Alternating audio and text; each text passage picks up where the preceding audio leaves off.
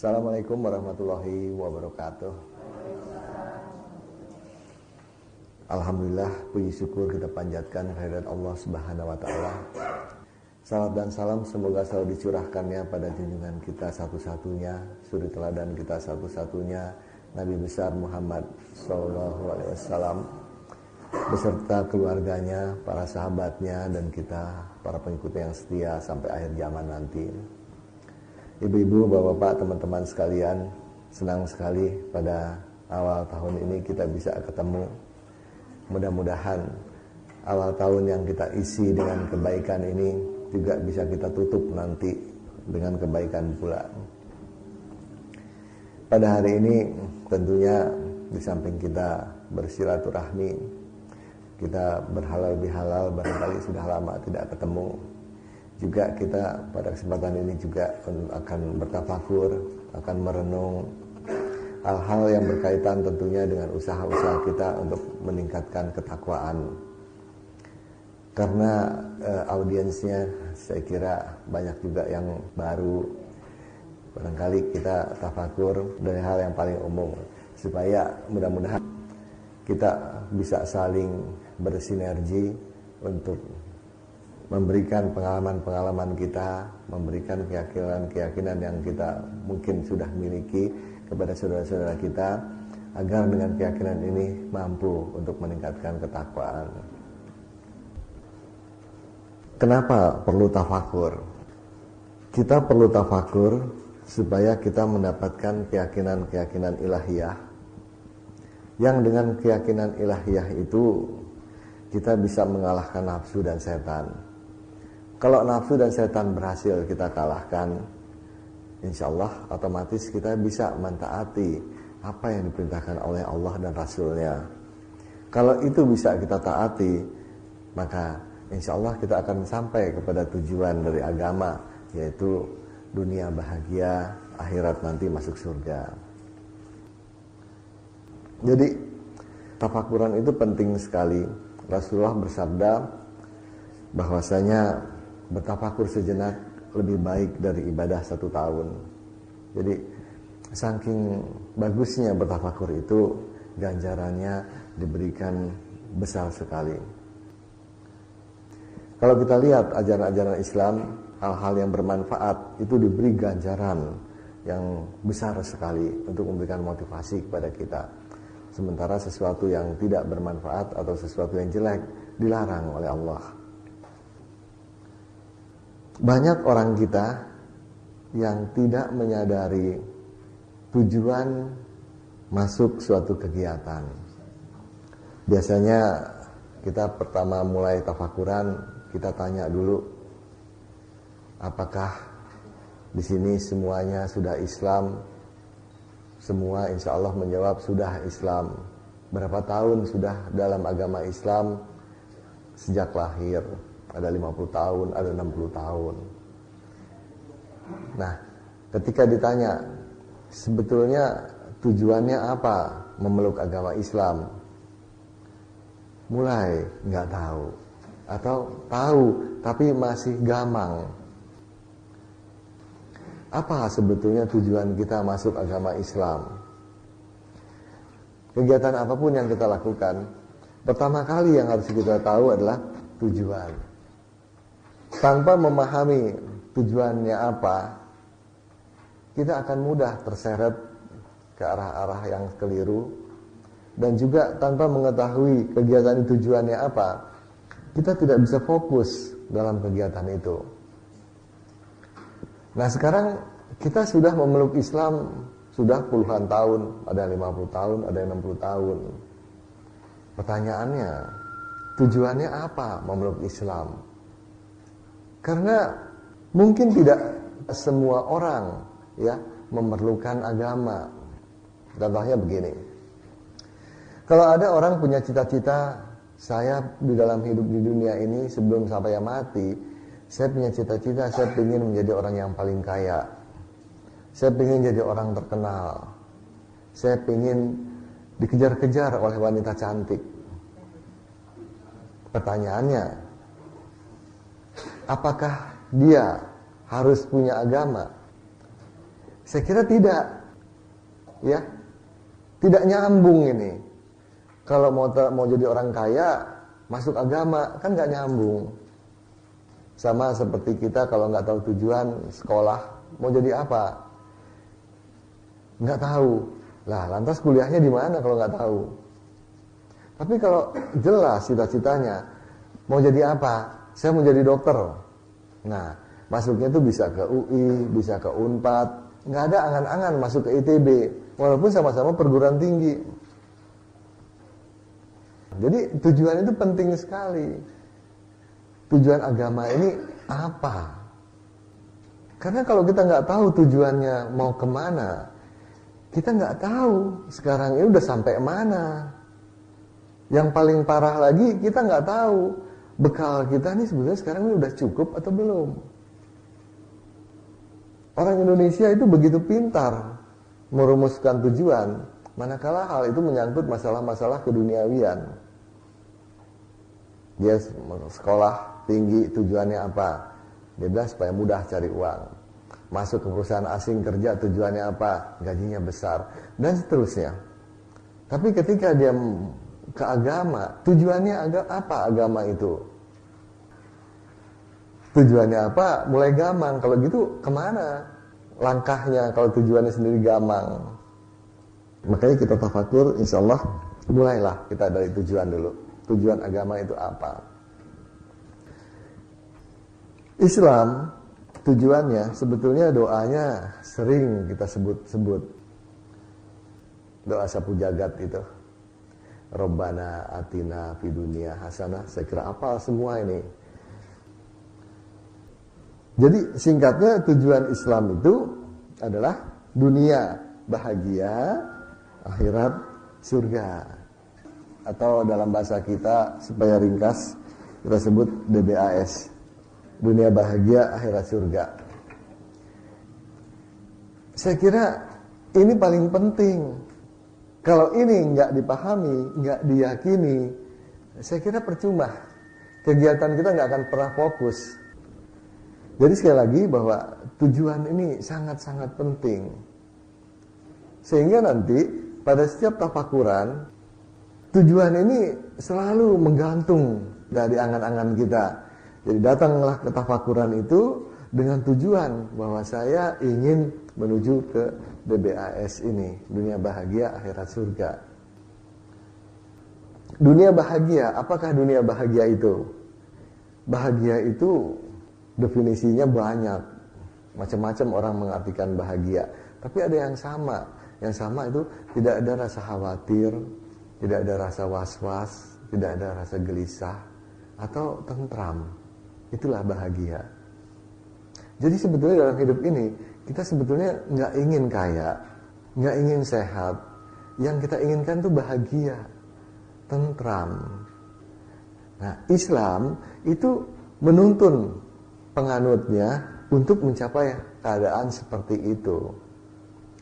Jadi kalau sekarang ini kita masih ada was-was, masih stres, masih khawatir, masih takut, masih macam-macam.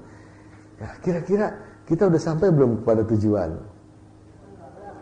Belum ya?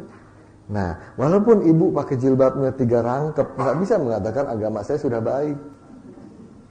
Karena kelihatan, tujuannya belum tercapai ya. Masih marah, masih takut, masih was-was.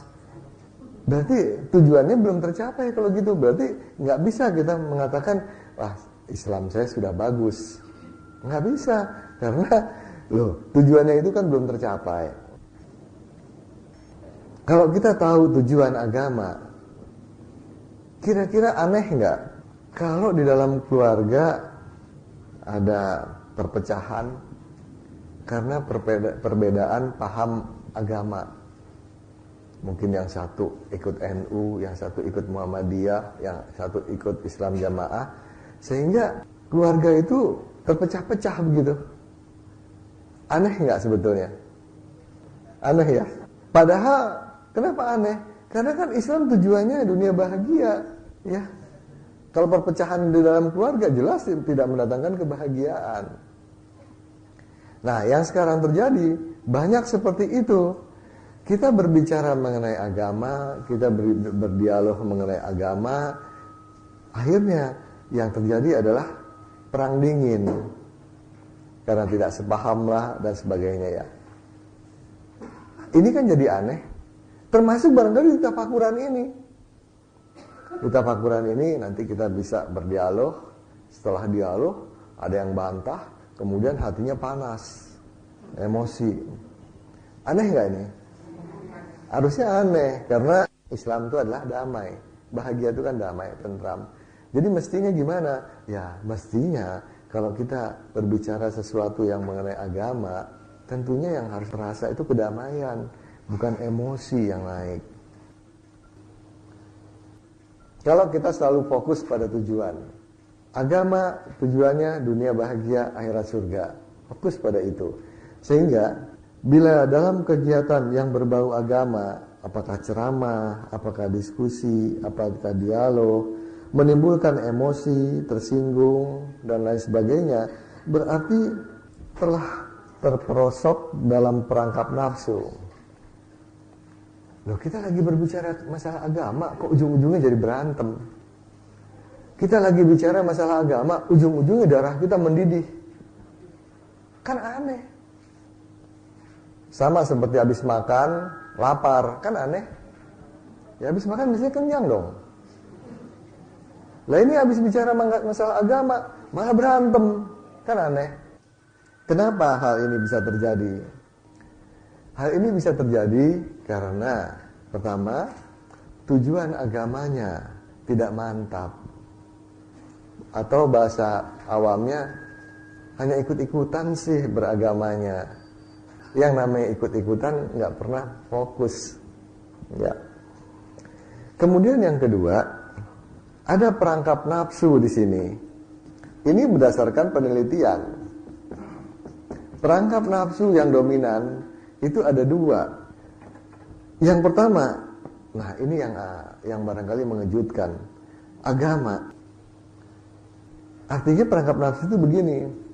Orang seringkali terjebak sehingga emosinya naik ya untuk hal-hal yang tidak rasional. Itu gara-gara agama. Politik juga gitu. Ini sudah dibuktikan, udah penyelidikan. Jadi ada dua hal ini yang membuat manusia bertindak irasional. Kadang-kadang nggak masuk akal gitu. Coba aja, agama ini tujuannya sebetulnya kan kedamaian, tapi gara-gara bicara agama jadinya berantem. Kan nggak masuk akal itu. Politik juga gitu, sama. Gara-gara politik menghalalkan segala cara. Iya, gara-gara politik disinggung politiknya menjadi marah dan sebagainya dan sebagainya. Nah, dua hal ini yang harus kita cermati ya. Karena ini sangat dominan dalam kehidupan kita sehari-hari. Di perusahaan-perusahaan asing, para pegawainya itu dilarang berbicara dengan customer masalah agama dan politik. Kita juga harus menyadari hal ini. Kalau kita berbicara mengenai agama, kemudian emosi kita naik, darah kita naik, berarti kita telah menyimpang dari tujuan. Betul nggak? Nah, berarti itu kita masuk dalam perangkap ini. Agama amat mudah membuat orang terperosok ke dalam perangkap ini. Amat mudah. Di keluarga banyak kejadian seperti itu. Di keluarga saya juga terjadi. Gara-gara agama malah timbulnya perpecahan. Yang tadinya udah kompak ya, gara-gara yang ini milih ke sini, yang ini milih sini, milih sini, sekarang jadi pecah. Ini gara-gara agama. Coba, kan nggak nyambung sama tujuan agama. Kemarin malam kita tafakuran, antara lain kita bahas mengenai ini. Ya, saya katakan contoh paling gampang barangkali ya. Kalau saya seorang sales, saya mau jualan, katakan saya mau jual speaker ini. Saya datang ke seseorang. Kemudian orang itu nanya, adik lebarannya kapan? Saya katakan, saya lebarannya Kamis. Oh, kalau saya Jumat. Terus dia tanya, kenapa milih Kamis? Saya jelaskan, Kamis gini. Wah, itu jelek. Kalau Jumat gini. Kira-kira akhirnya udah beli nggak tuh speaker saya? Nah, padahal apa hubungannya nih speaker sama agama? Ya. Ini terperangkap di sini. Banyak terjadi seperti itu. Nggak mau beli sesuatu gara-gara, wah, pahamnya beda, jadi nggak mau gitu kan. Ini sangat sering kali terjadi. Saya kira semua di antara kita pernah mengalami ini. Jangan terperosok dalam lubang yang sama 2 kali. Jangan sampai kalah sama keledai. Keledai aja nggak sampai 2 kali katanya masuk yang sama. Masa kita berkali-kali? Jadi begitu kita menyinggung masalah agama, kita diskusi, kita dialog, ceramah, kemudian ada sesuatu yang mendidih, ada emosi yang naik, harus sadar pada saat itu masuk perangkap nafsu ini. Yang lucunya lagi, padahal yang punya agamanya sendiri nggak marah. Allah nggak marah. Coba di Indonesia ini berapa sering Islam dihujat? Sampai sekarang nggak pernah kiamat. Allah kan nggak marah. Nah kita ini kok marah? Ya tadi karena ada perangkap di bidang agama. Saya perlu sampaikan di awal tahun ini, mudah-mudahan ya, kalau nanti ini dihayati terus sampai tutup tahun, tidak ada lagi di antara kita yang hard feeling, emosi gara-gara masalah agama. Gara-gara menentukan lebaran, Kamis apa Jumat, ya, berantem. Nah ini mestinya harus kita sadari, salah keadaan seperti itu. Kalau kita selalu ingat pada tujuan ini apa, kita bisa sadar. Begitu emosi muncul, iya ya, Islam itu kan tujuannya kedamaian. Mestinya saya bicara masalah Islam, yang datang kedamaian. Bukannya jadi begini, gitu ya. Ini kan kita sering dengar juga, mendidih darah saya, gara-gara begini. Loh ini gara-gara agama kok darahnya mendidih? Mestinya kan enggak. Mestinya selalu ngomong, tentram dada ini rasanya setelah mendengarkan ceramah agama. Saya gitu. Rasanya plong setelah kita dialog mengenai agama. Mestinya begitu kalau tahu tujuan. Nah, apa yang ingin saya sampaikan di sini? Tentunya saya tidak ingin melihat ibu-ibu, bapak-bapak sekalian terperosok dalam perangkap ini. Jangan sampai terjadi permusuhan gara-gara agama. Berbeda-beda silahkan, toh tujuannya satu. Ya, coba renungkan. Ada yang sering kita hadapi sehari-hari, tapi kita tidak pernah menanyakan asal-usulnya, yaitu susu. Apakah kalau kita minum susu, pernah kita permasalahkan, ini sapinya warnanya coklat, hitam, atau putih ya? Sapi warnanya bisa bermacam-macam, tapi kan susunya sama. Nah, agama begitu juga, bisa bermacam-macam pahamnya, tapi kan tujuannya sama ke sini. Jadi tidak perlu mendidih darah gara-gara berbeda paham dalam agama. Ini lucu ini, terperangkaplah dia dalam ini. Nah ini gara-gara agama tersinggung. Ya kan aneh. Pasti ada sesuatu yang salah di situ. Ada sesuatu yang salah. Insya Allah nanti kita telusuri di mana letaknya kesalahan seperti itu. Kalau tujuan agama ini kita mantap, ini bisa menjadi kendali. Masalah agama timbul ribut, itu salah, nggak benar. Pasti ada yang salah. Apakah semua kebenaran ada di Al-Quran? Ada enggak? Semua kebenaran ada di Al-Quran? Ada. 2 tambah 2 sama dengan 4 di surat apa, ayat berapa? Dicubit sakit, benar apa salah? Surat apa, ayat berapa? Nah, harus dimengerti, tidak semua kebenaran ada di Al-Quran dan hadis. kebenaran itu ada dua. Ada kebenaran yang tertulis dan tidak tertulis. Yang tidak tertulis itu ayat-ayat kauniyah. Tetapi Al-Quran itu merupakan inti dari kebenaran. Artinya, kalau ada suatu pendapat, suatu paham yang bertentangan dengan Al-Quran, pasti salah itu. Tapi kalau nggak bertentangan, salahnya di mana? Nah, jadi kalau kita bicara masalah kebenaran, kebenaran yang hakiki hanya satu, yaitu Al-Quran. Loh, hadis di mana? Hadis itu di dalam Al-Quran, karena dalam Al-Quran disebutkan apa-apa yang diperintahkan Rasulullah sama dengan apa yang aku perintahkan. Jadi otomatis kalau kita bilang Al-Quran, sebetulnya hadis ada di dalamnya, gitu ya. Nah, Al-Quran itu terdiri dari 6.236 ayat. Apa itu kebenaran? Kebenaran, katakan A. A ini benar apa salah? Saring aja dengan ini. Kalau ternyata tidak melanggar ini, keluarnya A juga, ya benar. Ya, nggak ada yang dilanggar, benar. Sama di dunia juga gitu. Kita masuk ke pengadilan, dituntut oleh jaksa, melanggar pasal sekian, ayat sekian, kan gitu. Juga demikian harusnya. Kita dikatakan salah, harus bisa dikatakan melanggar pasal ayat surat sekian, ayat sekian, itu salah. Karena Al-Quran itu adalah sumber kebenaran, saripati kebenaran. Bisa dilakukan seperti ini. Sebagai contoh misalnya begini. Boleh nggak kita nempeleng orang tua? Nggak boleh ya? Nggak ada kan ayatnya? Tapi ada di sini yang mengatakan ayat Al-Quran kepada orang tua bilang hus. Bilang gitu aja nggak boleh. Apalagi nempeleng. Jadi nggak perlu letterlek.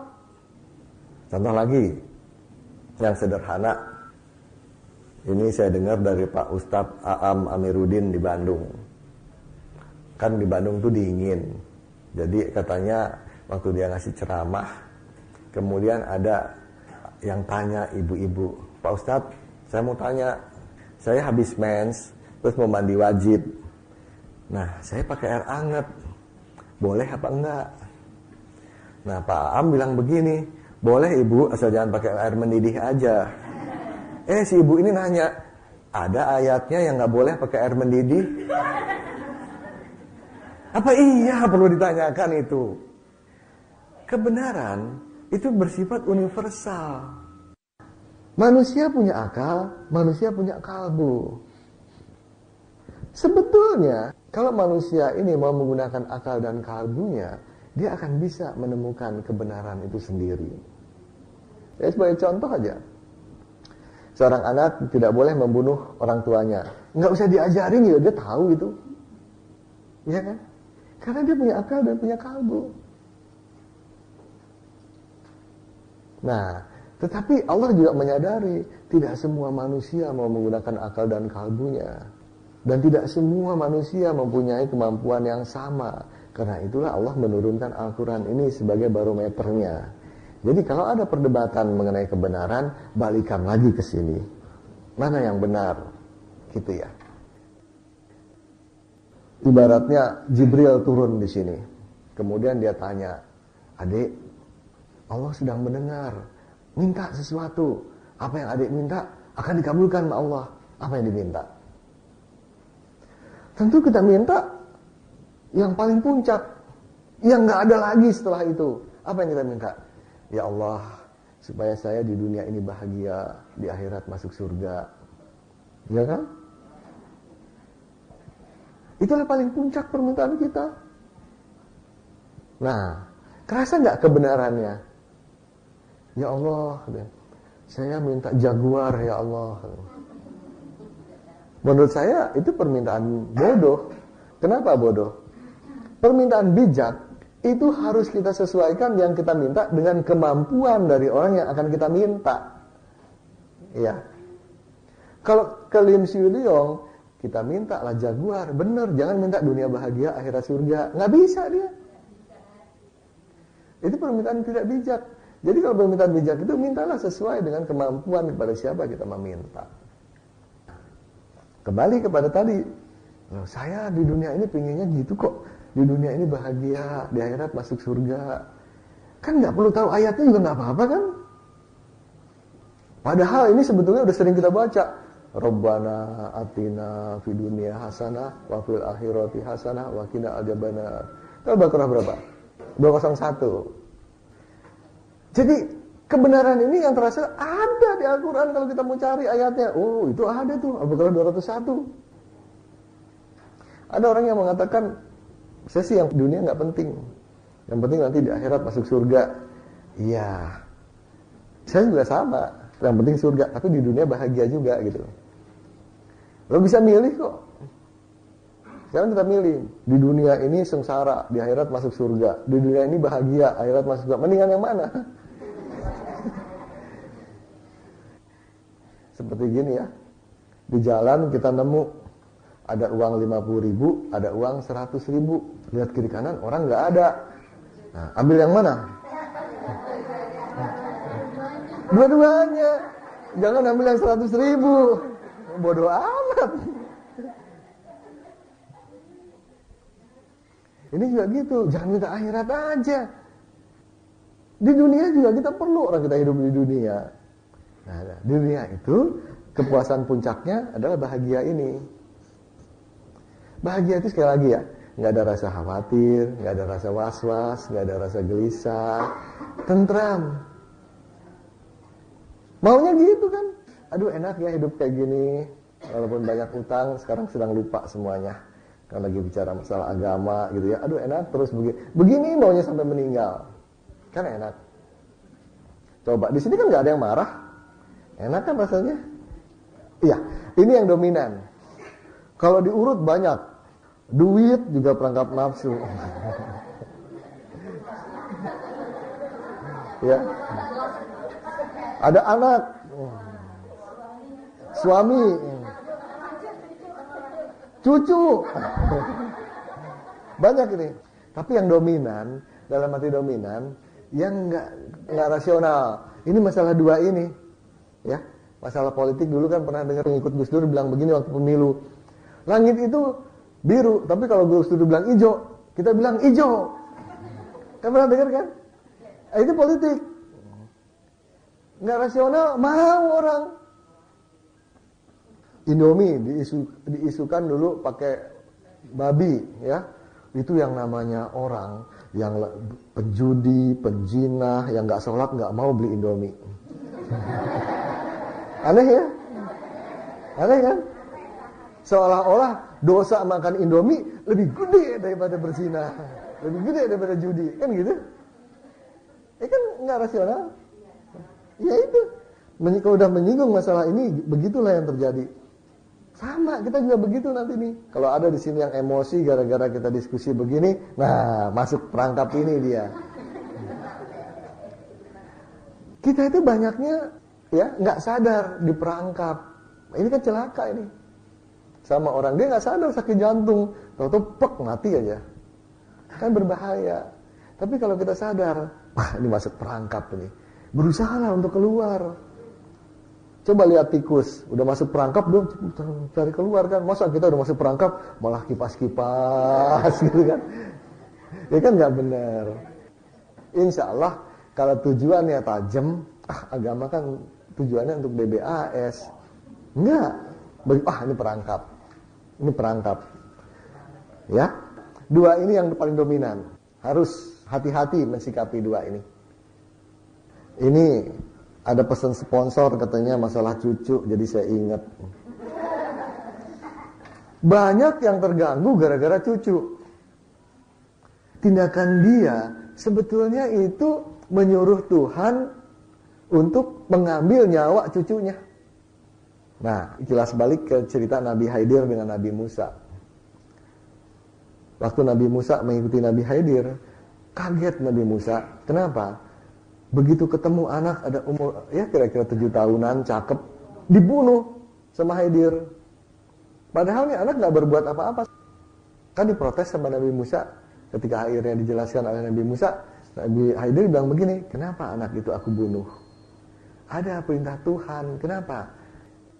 Tuhan mau menyelamatkan bapaknya anak itu. Lalu hubungannya apa kok anaknya dibunuh? Bapak anak itu ahli ibadah. Tapi sekarang ini kecintaan kepada anaknya berlebih-lebihan. Sehingga melebihi kecintaan kepada Allah. Dalam ibadahnya ingat anak, ini anak kemana, udah makan belum, ini belum. Jadi terganggu kecintaannya, dipotong sama Allah. Bak, anaknya diambil. Nah, banyak yang gak menyadari kita begitu. Saking terlalu sayangnya sama cucu, kemana-mana ingat, hati-hati. Itu sama aja minta supaya cucunya diambil. Iya, karena nanti Allah, daripada kamu ibadahnya keganggu, udahlah cucunya diambil aja. Hati-hati rasa cinta berlebihan itu. Karena ini udah menyalahi. Kenapa? Dari tadi kelihatan sini terus. Nggak apa-apa, kalau ada yang tersungging, nah ingat lagi, masuk perangkap ini berarti. Ini kita lagi bicara agama ini. Cobalah dipikirkan, ditafakuri ya, semua hal itu contoh-contoh sudah ada. Al-Quran itu sudah komplit, contoh-contohnya sudah banyak di situ. Ya contoh sebagai cucu tadi. Kenapa? Yang namanya berlebih-lebihan, biar bagaimanapun itu jelek. Jelek. Termasuk berlebih-lebihan kepada cucu gitu ya. Sayang banget. Setiap sholat ingatnya cucu, semua sholat cucu.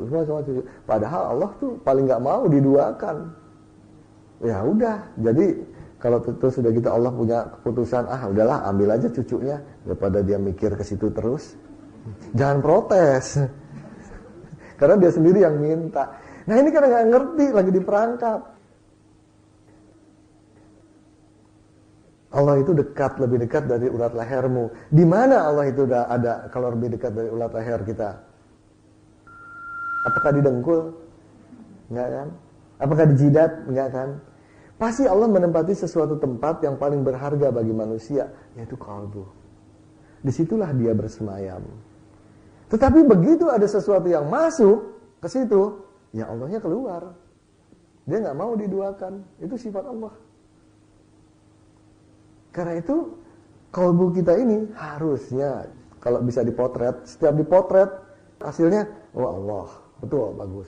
Ini dipotret cucu, dipotret duit, dipotret pangkat, dipotret, nggak benar itu. Katanya la ilaha illallah. Padahal yang namanya la ilaha illallah kan di dalam kalbu kita ini tidak ada. Tidak ada selain Allah. Yang ada Allah di sini. Kan sifat Allah kita tahu, ya. Demikianlah, tidak mau diduakan, dan Allah itu dia sifatnya menunggu. Kalau kita datang, baru dia menghampiri. Kalau kita diem, dia juga diem. Kita menjauh, dia makin jauh. Kita datangnya berjalan, dia datangnya berlari. Kalau kita mau melihara Allah, gampang. Memelihara Allah tanda kutip gampang supaya tetap di sini. Ya itulah la ilaha illallah. Jangan biarkan ada yang masuk ke dalam ini. Ya. Manusia ini punya banyak tempat, punya kepala, punya tangan, punya kaki, punya kalbu. Dari yang banyak itu Allah punya ruangan satu, kalbu. Nah, biarin, jangan masuk yang lain ke situ. Yang lain boleh masuk kemana-mana, tapi ke situ jangan. Ini harus kita upayakan, minimal tahu dulu lah. Sehingga kalau misalnya kembali ke cucu tadi, kecintaannya berlebihan, bisa introspeksi. Ya Allah, aku mengusir Engkau ya Allah.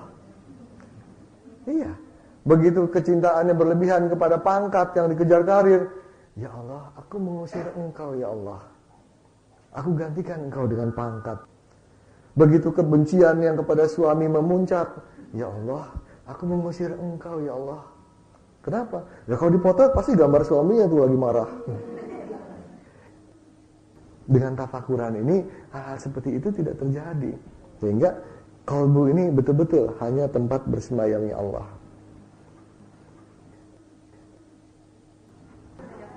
Saya bukan ustadz, Ibu. Bukan, Ibu. Saya bukan ustadz, bukan al-mukarram. Kita majelis ini, Bu, majelis dari kita untuk kita. Di sini tidak ada guru, tidak ada murid. Bebas-bebas aja nanya di sini. Kalau sama ustadz, hati-hati, Ibu. Kalau nanyanya salah, dia bisa tersinggung.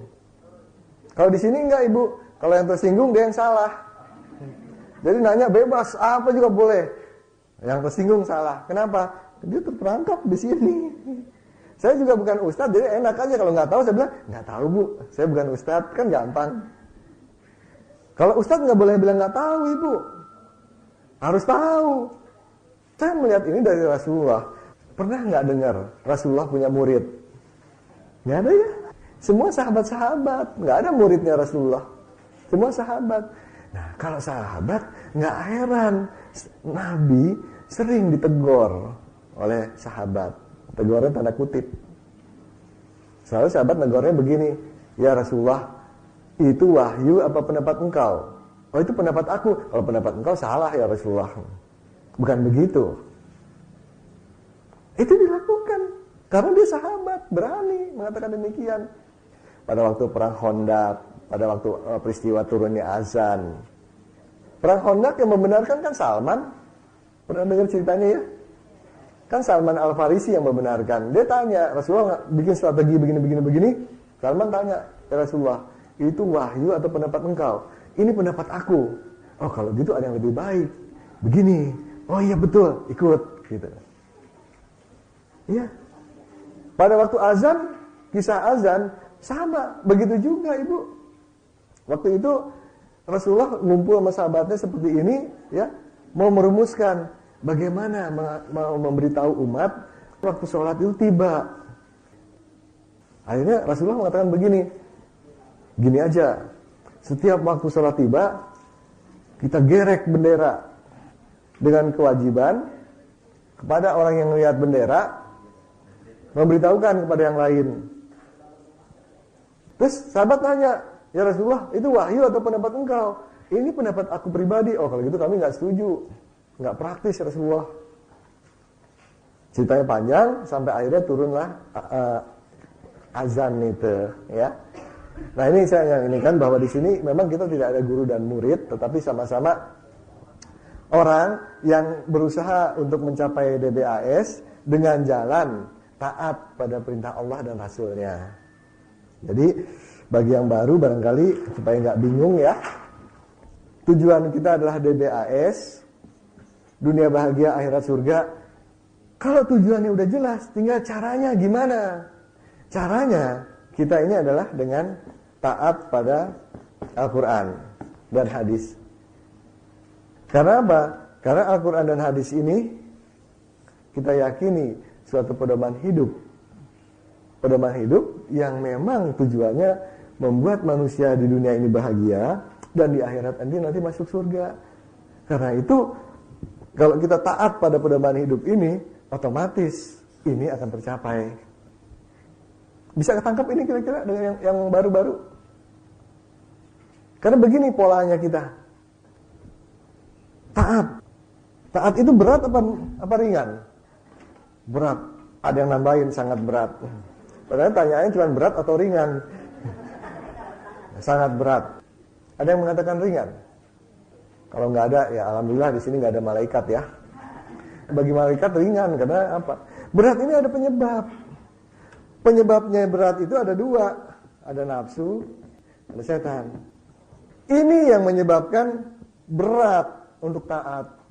Ini sudah dibuktikan oleh malaikat. Malaikat nggak punya nafsu, nggak ada setan yang menggoda, dia taat terus. Kalau kita dikasih nafsu, ada setan, sehingga susah taat. Ini harus kita kalahkan. Dikalahkan dengan keyakinan ilahiyah atau akidah atau keimanan, terserah bahasanya apa. Tetapi yang dimaksud adalah yang bisa mengalahkan nafsu dan setan. Keyakinan ini cara mendapatkannya bagaimana? Ada 3. 1 pengalaman langsung. Nah, kita yang kedua ini dengan tafakur. Kembali, kita harus tahu tujuan. Kita kumpul di sini tafakuran. Tujuannya apa? Ini. Dari tafakuran ini akan muncul keyakinan. Keyakinan ini bisa mengalahkan nafsu setan. Dan ini mengakibatkan kita bisa taat pada Al-Quran dan hadis. Taat pada Al-Quran dan hadis sampai ke tujuan kita DBAS. Kembali kepada tadi pertanyaan ibu, di mana aras Allah? Ini sesuatu yang gaib. Saya kira kita nggak perlu tahu-tahu amat, nggak perlu tahu-tahu persis di mana aras Tuhan itu berada. Kenapa? Kita bisa buktikan aja sekarang. Sekarang katakan, misalnya Jibril turun ngasih tahu ke kita, aras Allah itu adanya di bulan. Oh, di bulan. Karena Jibril yang mengatakan, kita percaya. Pertanyaannya, menjadi taat nggak kita? Nggak ada hubungannya. Nggak ada hubungannya. Ya, sama seperti begini. Neraka itu ada sekarang atau nanti setelah kiamat? Katakanlah Jibril turun, neraka itu adanya sekarang. Pertanyaannya, ada hubungannya nggak dengan taat? Ya nggak ada. Terus ngapain dipermasalahkan? Kalau bagi saya, neraka ada sekarang apa nanti setelah kiamat, nggak apa-apa. Yang penting jangan masuk ke sana. Asal yang penting jangan nyemplung aja ke sana. Nah, nggak nyemplung gimana? Ya dengan taat ini. Nah, kembali kepada tadi Allah, aras Allah itu di mana? Tafsiran itu banyak sekali. Kalau tafsiran itu banyak, lalu yang mana yang kita ambil? Gampang. Kita ambil aja yang bisa membuat kita taat. Yang menafsirkan Allah itu berada di dalam kalbu, menurut hemat saya juga tidak salah. Karena dalilnya juga ada. Kan Allah lebih dekat dari urat leher. Nah, kalau di aras, arasnya di mana? Biasanya aras itu dihubungkan dengan langit. Kan jauh dari urat leher. Lebih suka saya berpendapat bahwa Allah itu berarti ada di dalam kalbu kita. Nah, kalau kita mendominir hati kita dengan sesuatu selain Allah, Allah ini akan keluar. Nah, ini kan berbahaya.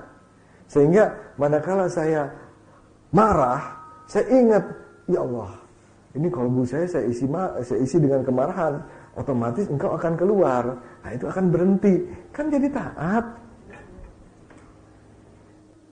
Di kita sini bukan majelis ilmu. Ini majelis, kita sebut majelis keyakinan. Kalau majelis ilmu, iya, betul. Contoh begini, pernah ada orang baru protes, kok di sini ada yang nyebut Tuhan, ada yang nyebut Allah. Kan Al-Quran mengatakan Allah. Tuhan itu kan bahasa Indonesia, kalau dibalik juga jadi hantu.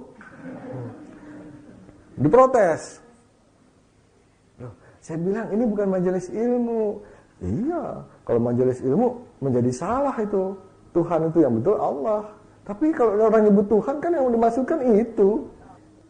Kan sama, orang Sunda nyebutnya itu kan Gusti. Kadang-kadang disebutnya Pangeran. Itu maksudnya Allah, dia juga gitu. Jadi kan sebutan itu kan nggak jadi masalah. Menyebut Gusti, ya nggak apa-apa. Yang dimaksudkan Allah juga.